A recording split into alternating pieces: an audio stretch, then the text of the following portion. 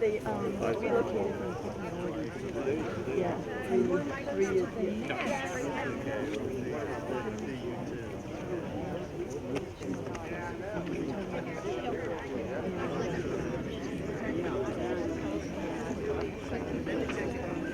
And then I didn't have your email. And then I had some info, but I didn't have They got a guy, he was in the Air Force, a guy in the military in Mississippi, chap doing it. Yeah. Well, I'm glad that all worked out. And I kept thinking about it, and then I kept being like, oh man, I booked because I just don't want to do that. Like this.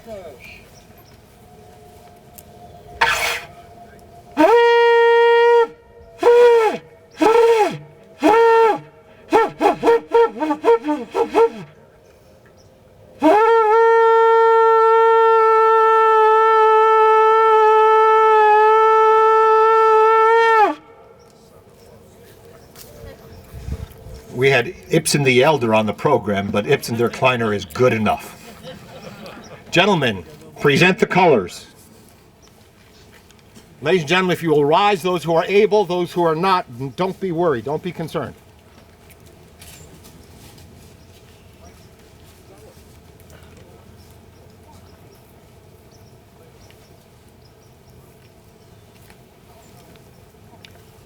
Hand over your hearts, please.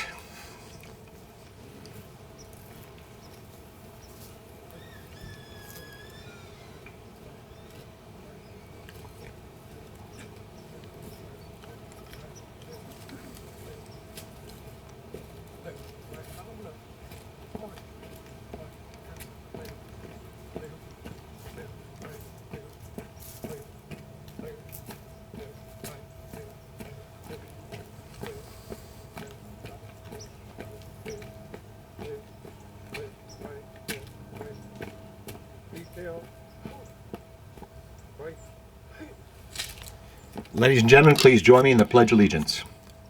I pledge allegiance to the flag of the United States of America and to the republic for which it stands, one nation, under God, indivisible, with liberty and justice for all.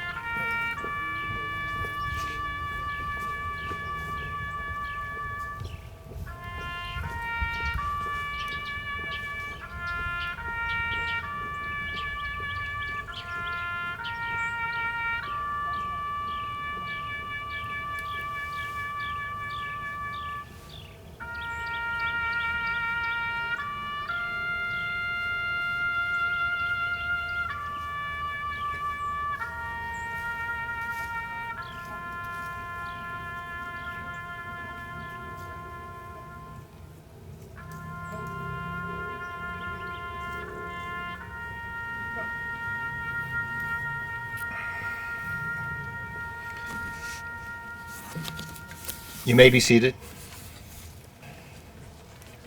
Joyce Feinberg, Richard Gottfried, Rose Mallinger, Jerry Rabinowitz, Cecil Rosenthal, David Rosenthal, Bernice Simon, Sylvan Simon, Daniel Stein, Melvin Wax, Irving Younger. 1 year and 2 weeks ago yesterday, these 11 innocent victims were slain for their faith while praying at the Tree of Life Synagogue in Pittsburgh, Pennsylvania. It was the largest slaughter of Jews in American history. The next day I attended the memorial service at Chabad of Virginia and watched Rabbi Yussel Krantz weeping on the bima as he addressed the gathering. I told the friend about the rabbi's overflowing emotion and tears. He said he attends funerals all the time. I think he'd be used to this. I replied, our rabbi wept that day for all the Jewish people. And the madness continues. Nearly 2,000 anti-Semitic attacks in the past year. This year is looking like it will turn out even worse. The past is never dead. It's not even past. William Faulkner. Zachor, remember, remember. Zachor. Alex Keish. Many thanks to Colonel Joe Ibsen for arranging the color guard, Ben Ibsen for the shofar blowing, and thank you, a very special thank you to the American Legion Post 144 under the directions of Chuck Talley. Thank you all so very much.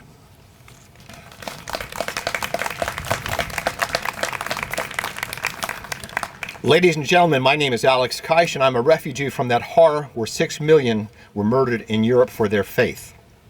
We have a twofold mission here at EmekSholom. The first part of our mission brings us here each year where we gather to hark back to that night of terror, which always will be called Kristallnacht. So we honor our 6 million loved ones who are lost. May their memories always be a blessing, and may their sacrifices for their faith have not been in vain. The second part of our mission is to promote Holocaust education, because we know that Holocaust education mitigates anti-Semitism. As we survivors and second-generation survivors, first and second-generation witnesses to the Shoah, continue to age and leave this physical world, you gathered here, especially the many young faces I see here today, I say thank you, because you must carry our stories forward to the future generations. So the horror of the Holocaust will never be forgotten nor repeated. Every year we ask a family member to share the story of a lost loved one whose name appears on the wall behind me. Each of the 463 listed on the wall is more than just a name. Each has a soul, each has a story. Each is dearly loved by those who they left behind. Anu, so what do you call a man who is a Holocaust survivor? A man who was an IDF soldier, for a young soldier for a young Israel. A man who at age 19 commanded a tank battalion of 600 men. Of 600 men and women. I think we lost the power? Okay. Of 600 men and women. Who speaks 5 languages, who has authored more than a score of patents in microbiology. Who's Professor Emeritus from a worldwide teaching college, MCV. Who taught and trained over 5,000 physicians. Who met a lovely woman named Wynne. And he won her heart and her hand. Not knowing that her father, that her father had been one of the liberators of a concentration camp. Who serves on the EmekSholom board as well as the board of the Virginia Holocaust Museum. Who has a half a dozen family members on the memorial wall behind me. You might call him courageous. You might call him brilliant. You might call him Mensch. I proudly call him friend. Mein größter Freund, mon cher ami, Dr. Roger Loria. Thank you. Good afternoon. After this introduction, I'm not sure I can stand here. During the night of the 15th and 16th of August 1942, the city of Antwerp police arrested 1,000 Jews, including 280 children. They were deported to the death camps 2 days later.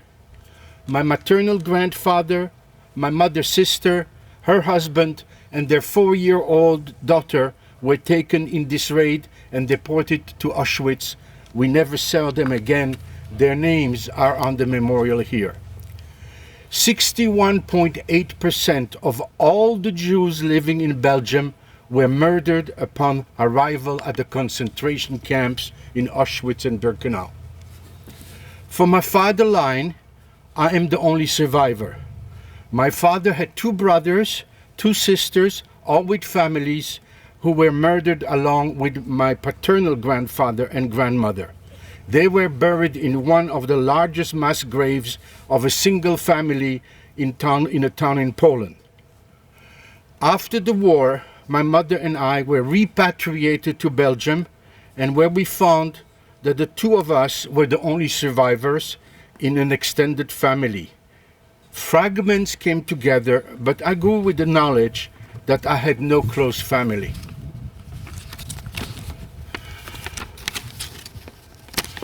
So, 50 years after the war, we received a letter from Rita Hilton, which sent us and informed us that her husband, Lenny, was a cousin of my father. They lived in Florida. We met months later and with their daughter in their home in Potomac, Virginia, Maryland, and learned their stories. Lenny knew my father and could tell stories about the boy when he grew up. And to know him and Rita and their children and grandchildren was an enormous gift. Briefly, let me tell you about these people. Lenny was studying to be an architect in Grenoble University in France when the war started. So he escaped to the British Gibraltar. Because of his knowledge of French layout, the British asked him to participate in a spy job. And he agreed under the condition that they would let him join the Polish brigade to fight the war in Britain. They agreed, but they didn't tell him that you could not, any living people could not leave the Gibraltar Rock with the agreement with Franco. So they buried him alive in a coffin, and at midnight they took him out, put him on a ship to Britain, where he served the rest of the war as a navigator in the Air Force. He was 18 years old.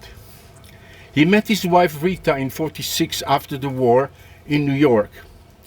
Rita was from Poland also and had survived with her mother the Lodz ghetto, Auschwitz and Bergen-Belsen. Her mother, Dr. Flora Kerner, was a dentist and said that Rita was her assistant. He was a teenager essentially. So they managed to keep that subterfuge for the whole time. The SS assigned them to help other inmates. With limited supply and personnel, they had a clinic, in quotation mark, every day in front of their tent. Through this service, Rita and her mother met a group of Hungarian Jews from another tent. They had no common language, but they managed to communicate anyway. One morning, one of the women invited us to Kol Nidre, she says. Because of the chaos of movement and chores, they had not known what days it was. And in spite of the danger, they decided to attend. Around midnight, when most of the German guards had left, they slowly moved in through the pretext of using the latrine. One by one, the women went to the tent. From straws and blankets, they had made a seat and a bima and a tiny candle. They couldn't speak, they couldn't make any noises because of being taken. So one woman recited the prayers, a middle-aged woman, and one young woman chanted the Kol Nidre. Every one of us had tears on our face, but not a sound was uttered. We had to sneak back to our tent one by one, not to alert the guards.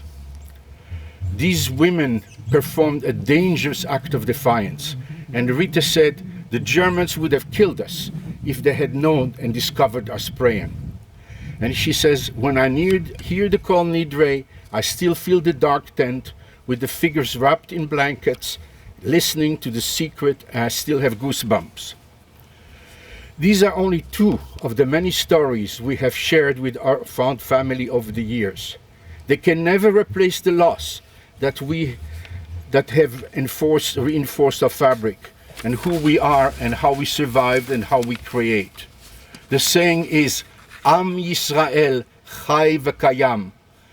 The people of Israel are alive and exist. Thank you.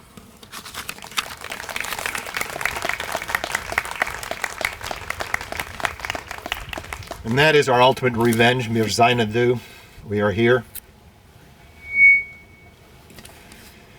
Our Esther J. Windmuller Never Again Award winner will be introduced by second-generation Holocaust survivor. This young woman embodies Tikkun Olam, working each day to make the world a better place. She is a proud graduate of the Stewart School and Christopher Newport University and serves on our EmekSholom board. She always gives it her all, whether working as a volunteer Sunday school teacher at her synagogue or as the official EmekSholom photographer, or any task that she's asked to shoulder. Dr. Roger Loria and Win Loria's dedicated and hardworking daughter, Ms. Rachel Loria, will be presenting this year's winner of the $300 essay contest. Where's the phone?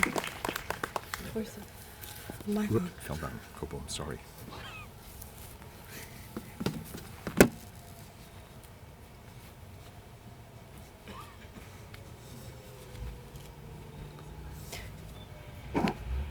Good afternoon.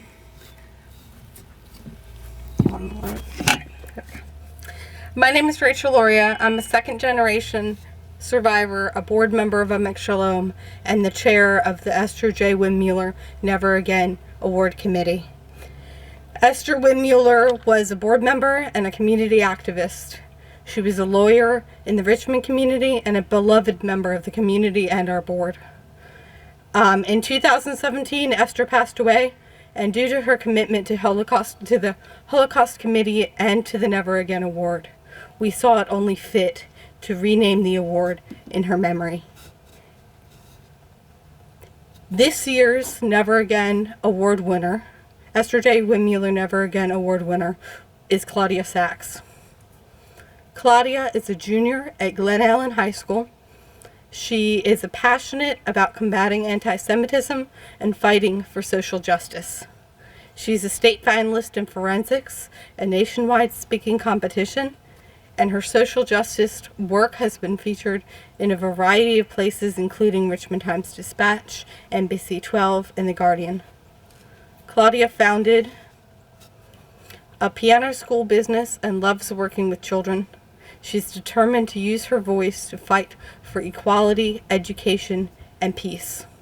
It's my great honor to introduce the 2019 Esther J. Windmuller Never Again Award winner, Claudia Sachs.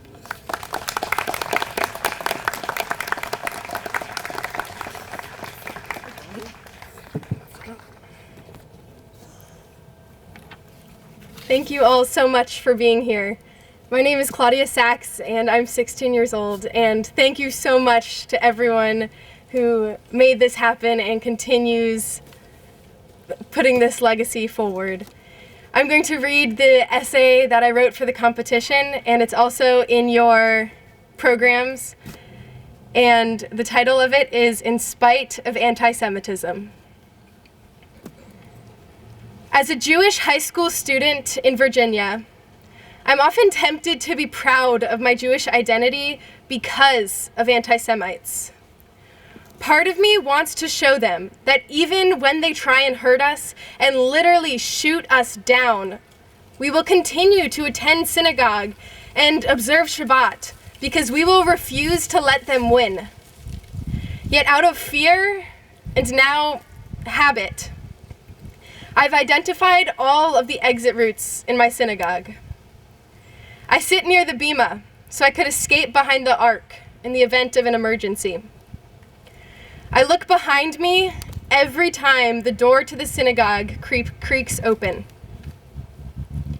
Still, I refuse to believe that the future of the Jewish people depends on fear and trauma. I would like to affirm my Judaism because I like the community and the prayers and the rituals. As a Jewish advocate and activist, I have chosen to embrace my Jewish identity in spite of anti-Semites. While I honestly do live in fear, and my peers laugh at Holocaust jokes and mock my traditions, I hold traditions like Passover Seders and the lighting of Shabbat candles too close to my heart to let hate and ignorance blow out the flames of my Jewish identity. When we speak about combating anti-Semitism and remembering the Holocaust, we always say, never again. I also want to ensure that never again will we sacrifice our ancient traditions and customs in the face of anti-Semitism. Dating all the way back to the Spanish Inquisition, Jews have had to disguise themselves and assimilate in order to feel safe. Never again will I feel compelled to practice my Judaism because of anti-Semites. High school students thrive on conformity. And while I may end up buying different shoes and a different colorful lunchbox because of peer pressure, I will not disguise myself because of anti-Semitism. In spite of anti-Semites, I will wear my Star of David necklace, and I won't tuck it away every time I walk into a crowded place. In spite of anti-Semites, I will put my menorah in the window, and I won't hide it in the back of my house. In spite of anti-Semites, I will proudly let people know that I am Jewish. For the sake of all future children, we must never forget the Holocaust. And we must never forget who we are and how our beautiful traditions like Tikkun Olam have helped to repair this broken world. Light your menorah. Wear your Star of David. Wear your yarmulke. Never again will we let anti-Semites dictate the story of our people. Thank you.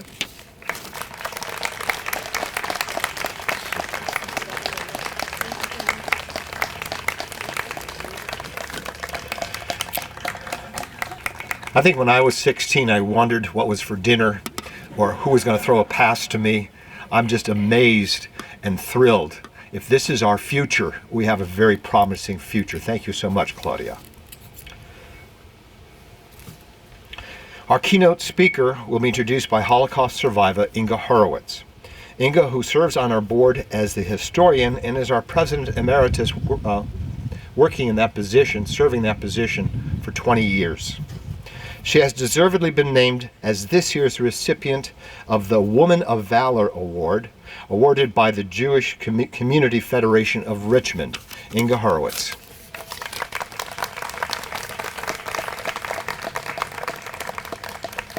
You didn't warn me. You heard your name. Yeah. I'm very proud to introduce the speaker, keynote speaker today. My cousin Stephen, Dr. Stephen Windmiller, grew up in Richmond at Beth Ahaba. At the time he was confirmed, I think, he was wanting to become a rabbi and heading in that direction. His path took him into Jewish communal service, and he's wonderful. He was last dean of HUC, Hebrew Union College, in Los Angeles, and he had many honors along the way. Because I wasn't prepared to do this introduction, I didn't look up the rest of it. But believe me, he's quite a guy, Dr. Stephen Windmiller.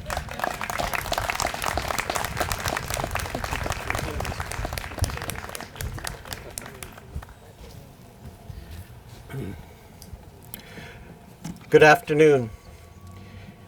This is an extraordinary place. This is an institution that the National Historic Landmarks has noted its special moments, its role, and its history. My father had a vision, along with those of the New American Jewish Club following the Second World War, to create a memorial of the 600 and more names that would become part of the story, of the lives and of the history of this segment of the Jewish community of Richmond. It would become a place by which they could memorialize their losses. And it would become for us a place by which we would be able to honor and recognize the significance of the Shoah, not only in our history, but as a reminder of the nature and character of hate and the role that hate can play in a society. We note that Kristallnacht was a moment in time that was distinct, fundamentally different from what we have understood about contemporary anti-Semitism. Modern anti-Semitism, in many ways, seeks to define for itself a case against the Jewish people.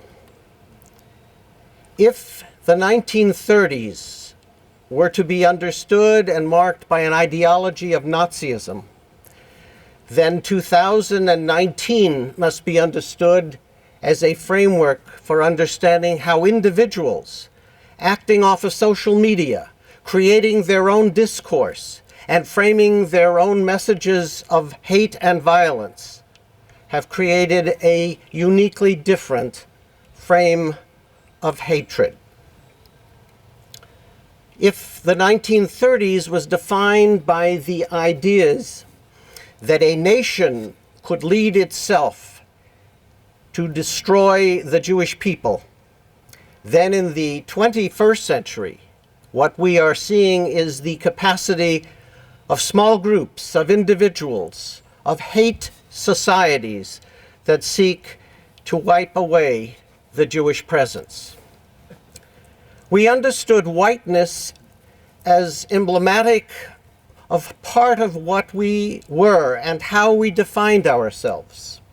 Our enemies today define us as being either too white or pretentious in our whiteness. They see us as part of a culture that needs to be isolated, defamed, and removed. In certain respects, the contemporary forms of anti-Semitism are defined in the context that in the last 5 years, America reports the highest rates of hate crimes that we have ever seen directed against a particular community. But the irony of this form of hate is that it is also directed against our neighbors. African Americans, Latinos, Asian Americans, and Muslims. It has been framed as if we are part of the other, as if we are not part of the whole. It is understood in the context that it is possible today for one man or one woman to be able to walk into a synagogue in Poway or Pittsburgh, or to threaten a synagogue in Pueblo, Colorado just this past week. It can be defined by the events in Charlottesville, as well as those that have taken place across the world, where literally daily the assault on Jews and others has continued. This memorial is not something of the past. It is a statement of who we are and what we need to become. It reminds us of the very essence of what Judaism has been for us and our people, its historic messages. It is framed in the notion that every life is sacred and that all of us collectively have a sacred story and mission. It is the responsibility of us and our children and grandchildren to not lose the thematic ideas of what EmekSholom represents. It represents the core of how we see ourselves as proud, responsible, engaged, and committed Jews.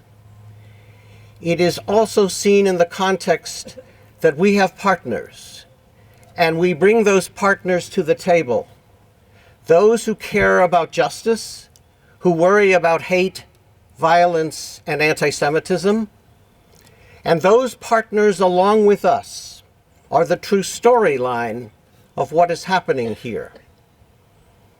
The events here in the 1950s of the idea of a cemetery, the notion of this tablet, and the principles behind the creation of this sacred space is understood in the context of what we are as a people, in partnership, in solidarity with others.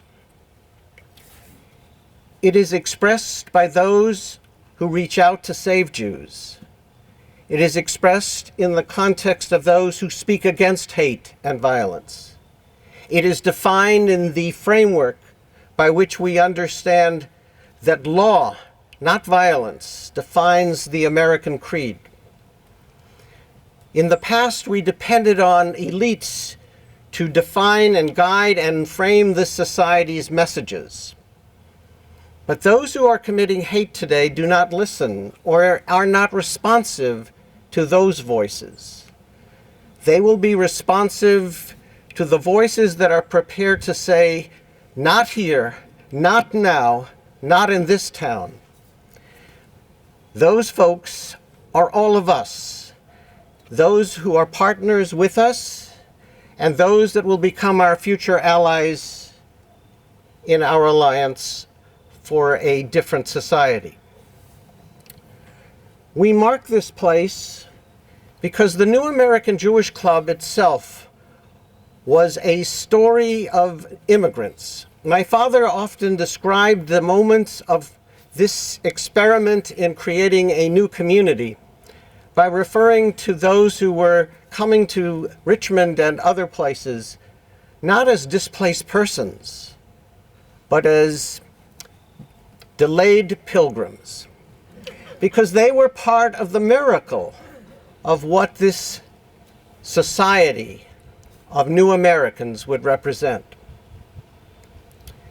As we sit here, memorializing those who have passed before us, understanding that our grandparents, our parents, and those too young to even be allowed to express themselves, who perished during the Shoah, that their voice will not be silenced as we bring alive these tablets, that they become part of the soul and character of the Jewish future.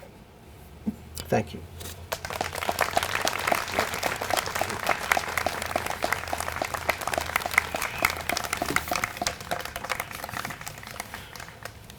As Dr. Stephen Windmiller pointed out, and Claudia Sachs, they kind of reverberate the words that Colonel J. Ibsen, the founder of our beloved Virginia Holocaust Museum, has often said. It's not easy being a Jew, but like Claudia, we hold our heads high and we move forward. Candle lighters, please present yourselves. Each year, we light a candle for each of the millions who perished during the Shoah. There are 6 candles for the 6 million. We're going to be reciting the names. They've been recorded, and they'll be done on the background of meditation. And Sarah K. Mizell, Rena will lead you. Donna Hibron, Mincia Stolja, Sheftel Stolja, Chaim S. Kaskevich, Israel Moskowitz, Siegfried Reinhardt, Chaim Friedman, Yossel Pasternak, Hannah Pasternak, Sonia Hirilman, Shmaya Hirilman, Idel Schwarzman, Chaya Schwarzman, Jakob Schwarzman, Berta Schwarzman. The dealer Leonid Primek is doing the violin. The music is meditation. Isaac Konovalov and 11 family members. Greet Matthias, Heine Matthias, Hannah Simon, Frida Simon, Molly S. Hirschbaum, Michael Silberman, Clara F. Silberman, Hannah Silberman. Holocaust survivors are all reciting the names because it is their memories that will keep us moving forward. Ludwig Bonnie Hardy, Gertrude I. Bonnie Hardy, Edgar Bonnie Hardy, Melly Bonnie Hardy, Ottilia G. Loward, Sophie K. Putzel, Johanna K. Heinzer, Adolf Rothfeld, Clara W. Rothfeld, Moshe L. Golub, Sarah G. Golub, Bella Golub, Simon Golub, Anna Scher, Rosie R. Kleeblatt, Arthur Kleeblatt, Helena Zim, Joseph one of J. our survivors, Cohen, is not able to be here today. Staley That's her W. reciting the names. Reinskoff, William Reinskoff, Kurt Leinskoff, Walter Tolheimer, Rachel Singer, Felicia Singer, Adi Singer, Erna N. Singer, Bernhard Singer, Israel Regenbogen, Dinka S. Regenbogen, Betty Regenbogen, Joseph Regenbogen, Heinrich Regenbogen, Melissa Regenbogen, Shelley S. Berghofen, Jacob Berghofen, Irma S. Lippert, Ferdinand Lippert. Ladies and gentlemen, if you don't believe that angels walk among us, then you haven't yet heard the spiritual tones of our marvelous cantor. She's the daughter of Rabbi Dennis Beck Berman of Congregation Beth Ahim in Petersburg.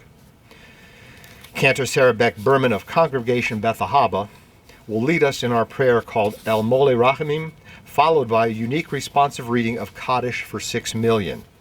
Please take out the copy of your Kaddish for 6 million from your folders. Get ready to follow Cantor Beck Berman's initiation and her directions.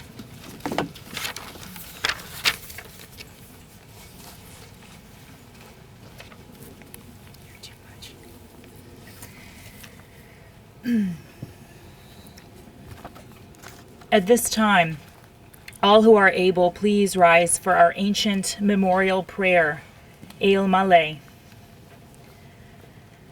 God, filled with compassion, justice of widows and parent of orphans, please do not be silent and hold your peace for the blood of Israel that was shed like water.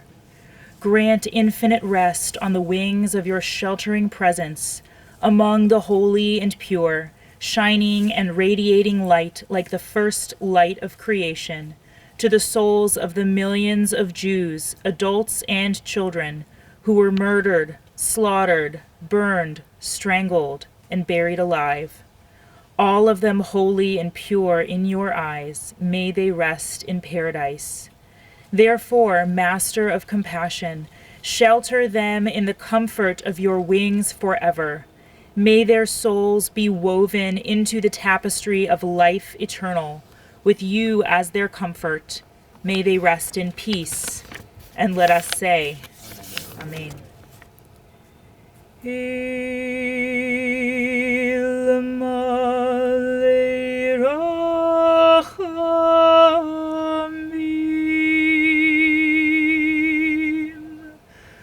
Dayan Almanot Va'avitomim, Al na techashev titapak ledam Yisrael shenishpach kamayim.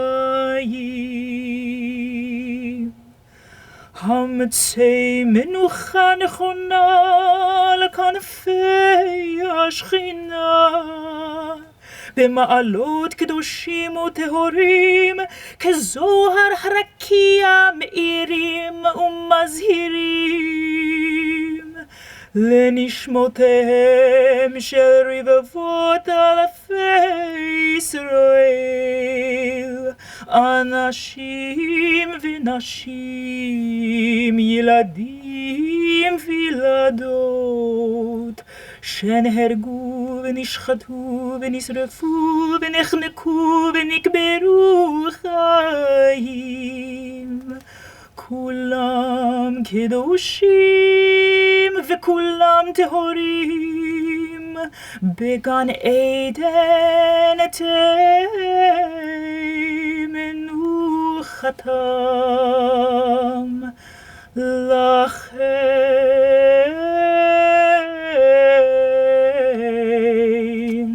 בעל הרחמים יסתירם בסתר כנפיו לעולמים, ויצרור בצרור החיים את נשמתם. אדוני הוא נחלתם, וינוחו בשלום, ושלום, ושלום על משכבם. ונאמר, and let us say, Amen.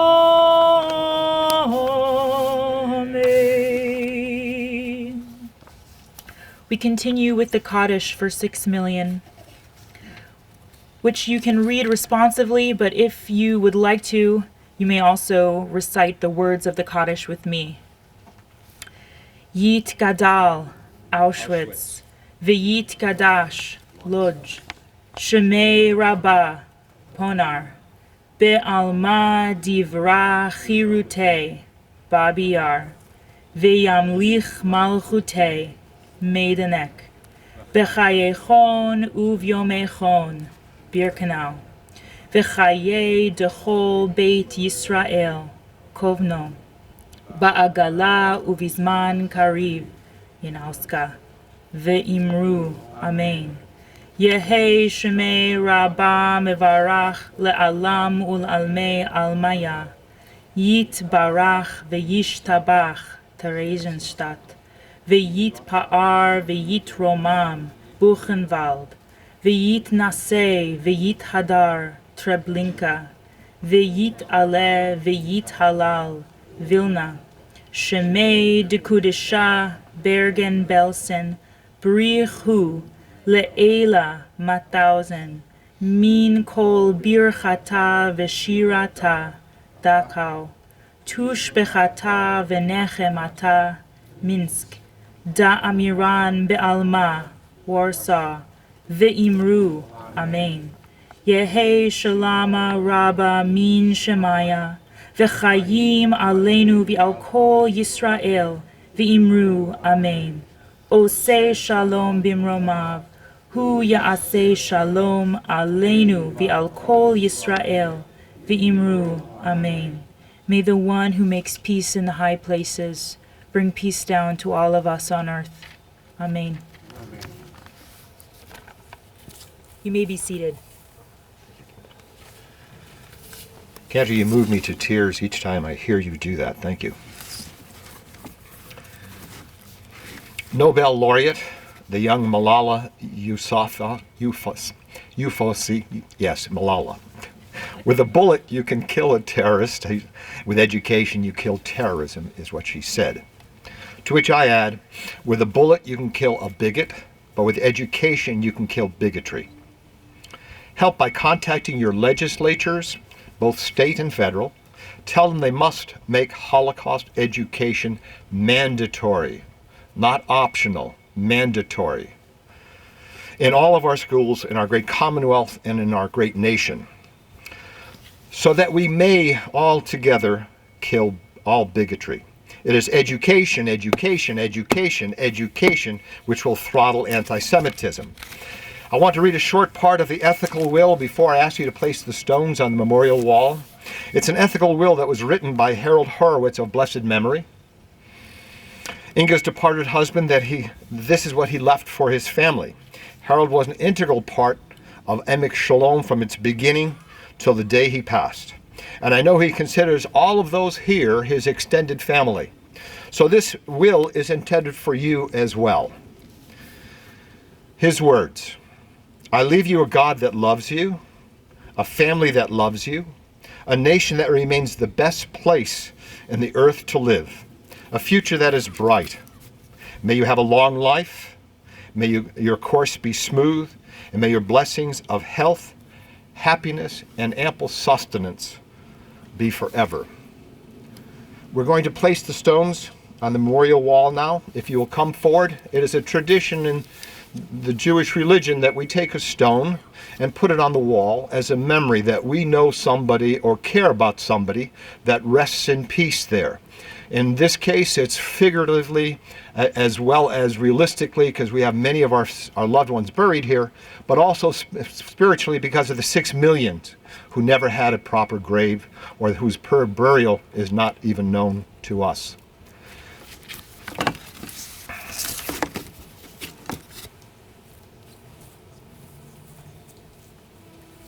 Herman S. Klein, Gisa Pressburger, Frida S. Klein, Lea J. Capico, Louis Capico, Chaya S. Singer, Joseph Singer, Brucha Shapiro, Israel Shapiro, Dinah Shapiro, Tauba R. Shapiro, Joseph Shapiro, Abraham Shapiro, Mika Shapiro, Hirsch Shapiro, Shaya Shapiro.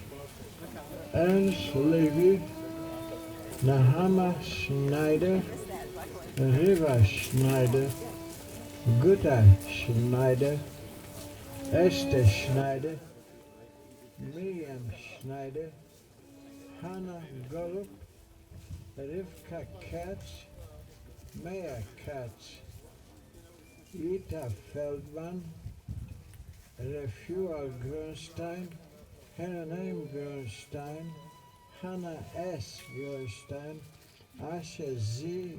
Grunstein, Yiddish Grunstein.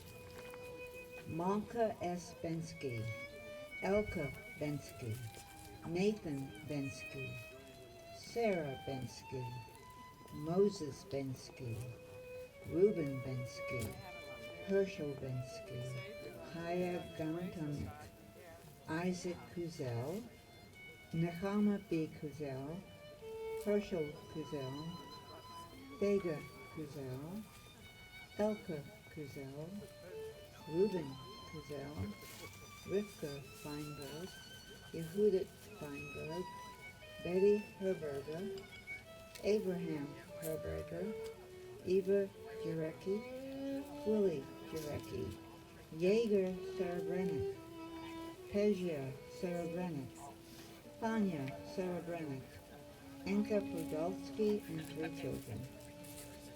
Erna Luke Gottlieb, Nicholas Gottlieb, Richa Luke, Leopold Meyer, Rosa Meyer, Hilda Meyer, Shlomo L. Meisels, Rucher Meisels, Shia Meisels, Dieter R. Meisels, Wozzeck G. Edelstein, Slata H. Edelstein, Alta Edelstein, Samuel Wolf, Selma Wolf, Helen Levy, Joseph Levy, Emmanuel Ehrlich, Bina Seligman, Johanna Seligman, Mira Serape, Michael Serape, Natan Moskowitz, Haya Moskowitz, Maya Moskowitz, Mendel Moskowitz, Rudolf Gemeiner, Camilla Gemeiner, Elsa Newman, Alice Oppenheimer, Ernst Oppenheimer, Arnold Rosenthal, Natan Rosenthal, Minna Rosenthal, Tony Schulhoff, Max Spanier, Heinz Spanier, Natan Lebenstein, Lotta Lebenstein, Leopold Stern, Ida Stern, Moritz Lieberman, Wally Lieberman, Louis Thalheimer, Aaron M. Tabachnik, Rivka B. Tabachnik, Ichak M. Tabachnik, Ajdal C. Tabachnik, Moshe B. Tabachnik, Yita Tabachnik, Menachem Tabachnik, Elya Tabachnik, Chaya Tabachnik, Bianca Tabachnik, Sally Rosenberg, Henny Rosenberg, Joseph Verstande, Marcus Verstande, Max Verstande, Sigmund Verstande, Rosa Leaf, Robert Leaf, Berta